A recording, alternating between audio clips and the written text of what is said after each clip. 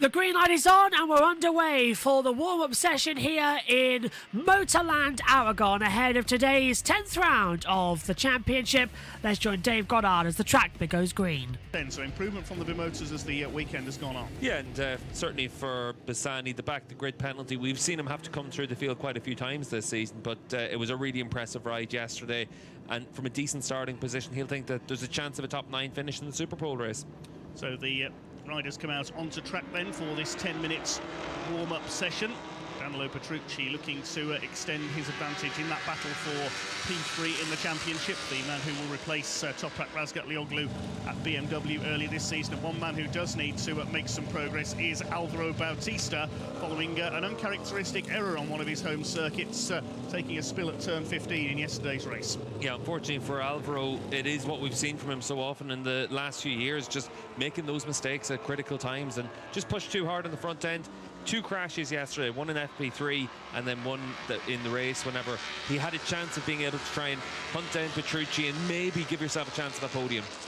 Andrea Iannone on the Go 11 Ducati was a winner here last season and was quite impressive in free practice, taking the quickest combined time, but no formal indication on what the plans for Iannone and Go 11 are for next season as yet. We've heard a few rumours. The likes of Lorenzo Baldassari have been linked with the team for next year, and another rider who will be switching teams next season, but he has stated that he will be staying in the Superbike paddock next year, is Xavi Vierge on the Honda. Quite a strong weekend for the Honda man so far, particularly in practice, but no formal indication of his plans either for next year, although he is being linked with the vacant seat at Yamaha. Yeah, and it does look almost certain that'll be the case for him, and a good hiring by Yamaha and a good move for Vierge as well. Puts him onto a well-established bike up against riders that were able to make that comparison of what they've been able to do in the Superbike class. Andrea Locatelli, of course, locked into that battle with Danilo Petrucci for third in the championship at the moment, with 5 races to, well, 2 races and another 2 rounds to go this year, I should say. We go to Estoril and Jerez on consecutive weeks in October. Locatelli looking to steal third from Danilo Petrucci in the championship. The Yamaha seemed to start well in yesterday's race, but then fell back as the race went on. Yeah, and for Yamaha, we saw once again, you're just trying to give yourself the chance to be able to fight all the way through. For Locatelli, he was strong all the way through the race and ultimately just had to settle for a top 7 finish. He got beaten in those last few laps by Andrea Iannone, but halfway through the race, he was right there. That's going to give them a lot of encouragement going into the Super Pole race. Certainly is, yes. So the riders just shaking down their machines, effectively getting warmed up ahead of the day's action. Super Pole race coming up at 11 AM. Then later this afternoon we will have race 2. Can Toprak Razgatlioglu make it 15 race wins in a row? Can Nicolo Bulliger stop him? It's going to be very interesting on this Ducati stronghold. They have dominated over the past 3 years. We'll see some times come in fairly shortly, but time's not really relevant in this session, with it only being the race morning warm-up, of course. Nicolo Bulliger, who took that Super Pole with a record lap on Saturday, he was really fighting tooth and nail. It was the best race we've seen in the championship for some time.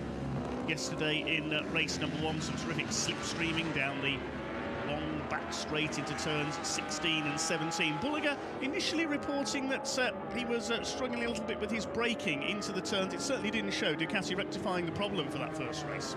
Yeah, for Bulliger, just had the bike underneath him that he needed through the course of the race, but always looking for improvements on it as well. And I think it's one of those situations for Bulliger and for Ducati where ultimately you're just trying to see if there's that small improvement you can make, because they seem to be pretty close to the limit on that package as well. But certainly when you're up against Toprak, you don't really have any margin for error. You need to be at the absolute best that you have. Certainly have to get up very early in the morning, as we said yesterday, to defeat Toprak Razgatlioglu. Has gone quickest with his first flying lap in this short 10-minute session ahead of his teammates Michael van der Mark. It's been a bit of a weekend of struggle for van der Mark. He's been rather in the doldrums, had a spill in free practice, and has been really recovering from there, the Dutchman.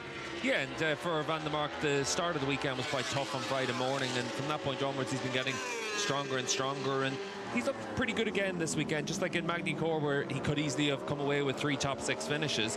For Van der Mark, yesterday's race. The pace was there. It's just a case of giving up a little bit too much ground in those early laps. So we'll see what he can do in the Superpole race, but he'll need to be very combative right from the start.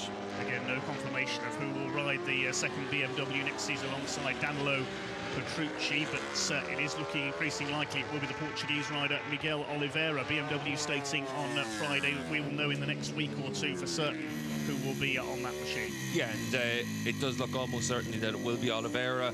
That's been the name linked for the last couple of rounds, really, and if Miguel comes across, I think it's a really good hiring from BMW, and another rider that adds a lot to the World Superbike Championship. Certainly will, yes, and a powerful lineup with Danilo Petrucci for the BMW team once that is confirmed for next season. So currently quickest on times in this warm-up session. Toprak Razgatlioglu is on the top, a 10th clear of Sam Lowe's in second. Alvaro Bautista is third, and looking to improve with Xavi Vierge and Andrea Iannone rounding out the top 5. Toprak up across the line. Does he go any quicker? He certainly does, 1:48.9. So the BMW still fully on the pace. Sam Lowe's hugely impressive so far this weekend on the Mark VDS Ducati. Mark van der Straten, the team owner, is here this weekend, and he'll be very, very pleased indeed to see his rider going so well on the podium in yesterday's race, looking for a couple more podiums at the very least here today. But now Ducati start to show their hand as Alvaro Bautista does go to the top of the time to see what Lowe's can do over the line. And now he goes to the top, 1:48.895. So Ducati's first and second. Razgatlioglu third on the BMW, and Alex Lowe's in P4 currently on the Bimota, with Petrucci rounding out the top 5. So Bimota improving all the time as the weekend has gone on. Jonathan Ray up there in 6th place at the moment as well. Another rider who started well in yesterday's race, but then began to fade in the second half of race 1. Yeah, and obviously as the races go on, it is one of those situations at a track like this where you're trying to manage that all the way through. What we saw at the front of the field was the 3 riders on the podium with their hard front tyre had a bit of an advantage in the closing stages, it seemed, but it then becomes a question of whether or not other riders want to make the choice to go with that tyre in race 2 this afternoon. You can see Sam Lowe's here in the breaks down in towards turn 1. He was one of the riders using that harder front tyre. It seemed that for some of the other riders afterwards, they spoke a little bit more about how difficult it was to get the bike turned into the corner as the race progressed, so maybe that's something that we'll see this afternoon. Yes, a lot of teams thought that tyre wear would be an issue with the harder compound selection of tyres brought by Pirelli for this weekend, but that proved to be not nearly as much of an issue as some thought. A lot of riders setting their personal best laps in race 1 towards the end. Yeah, well, with the harder tyre, we were able to see that everyone had that consistency for the rear tyre at the end of the race. We saw the top 3 again able to set their fastest laps in those final 3 or 4 laps of the race, and for those riders, they had that confidence. For some of the other riders, there was a bit of a drop-off. We saw that for Petrucci, Locatelli, Iannone, Alex Lowe's, that they just didn't quite have that pace in the final third that they had for the first 2/3 of the race. I'll have to work out their strategies then, particularly through race 2 later on this afternoon when the temperatures have fully risen here at Motorland Aragon. Sam Lowe's goes quicker again, 1:48.648 for him this time through, ahead of Alvaro Bautista. Still a Ducati 1 and 2 in this warm-up session. 1 minute 40 seconds left on the clock, so the riders just completing their final laps of this short shakedown session. Locatelli improving into the top 5, the leading Yamaha so far ahead of Jonathan Ray. Good to see Jari Montella improving as well. Not been the happiest of weekends for the number 5 so far, with technical problems in free practice and then a crash as well early on in his weekend. But another rider who's got quicker and quicker as the weekend has gone on. Yeah, for Jari, after the issues in free practice 1, it was always going to be a tough weekend from that point onwards, and certainly it's been one of those weekends where he's been in and around where he's always been through the course of the season, really, and Montella ended up scoring points yesterday in 12th spot, but didn't really have too much more and looked too likely to get into the top 10. That's where into the Superpole race becomes really difficult for him as well, because it's very difficult to see how he makes that progress and then gives himself a chance of a strong race too. Yes, the Barney Ducati team all set to be this year's top independents, with the Mark VDS team and Sam Lowe's fighting away with them for independent honours here this weekend. Jonathan Ray, his final day of action at Motorland Aragon in his full-time career before he calls time on his incredible racing career at the end of the 2025 season. Certainly going to be quite a party, I would think, at the final round at Jerez, as the greatest of all time, the 6-time champion, celebrates his retirement. Just improved into P5 in the times now usurped by his teammate Andrea Locatelli. Xavi Vierge looking to improve on the Honda. He's currently in P12, the first of the Hondas. Saw his regular teammate Ike Lecuona here this weekend, spoke to him on the grid in the build-up to yesterday's race, and Ike hoping to be back in action by Estoril, still out with those arm injuries suffered at the Hungarian round at Balaton Park. It's British Superbike star Tommy Bridewell replacing him on the Honda this weekend.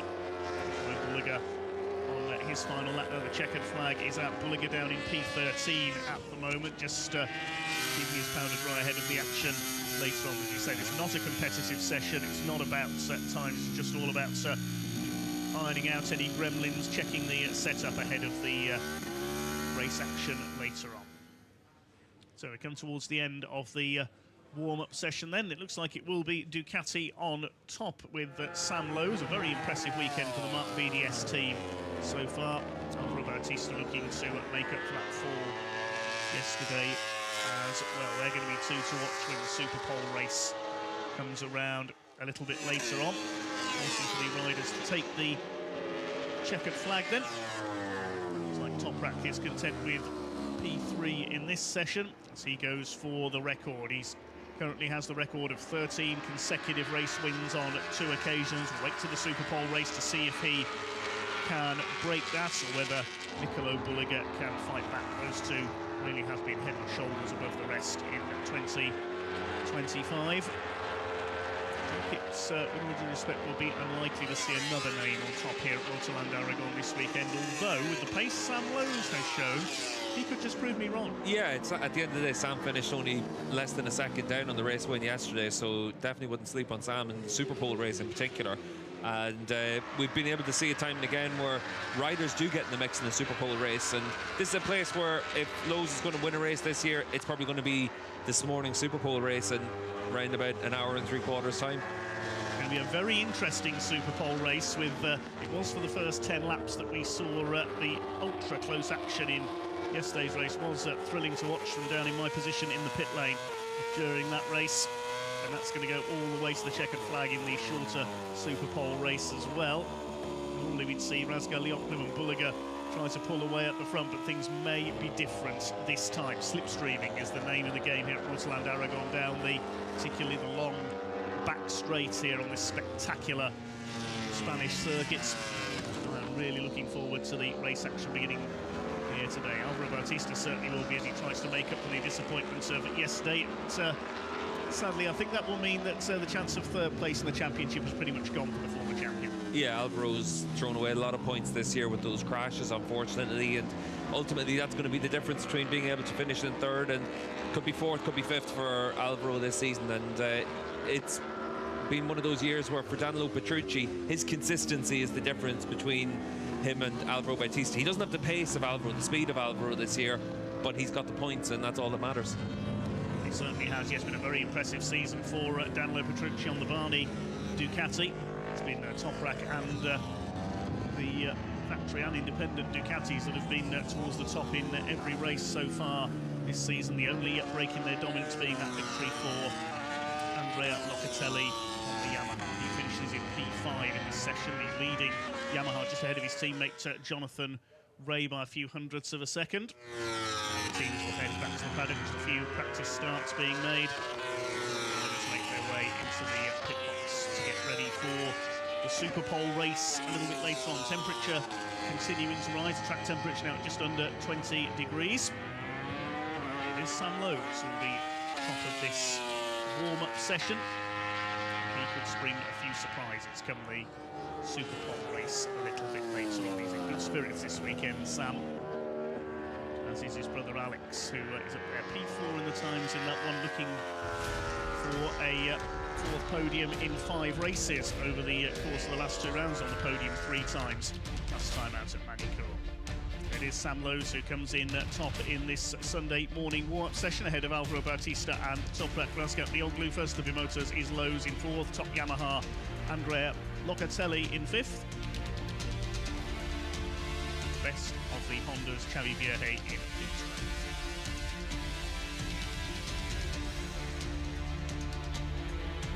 So there we have it then for the action. We will be back for all of the Super Pole race at 9:50 British Summer Time, and then race 2 from 12:45 British Summer Time. Join us then for all the action. From now, bye-bye. Also, Omi will be on your commentary team later on. Bye-bye.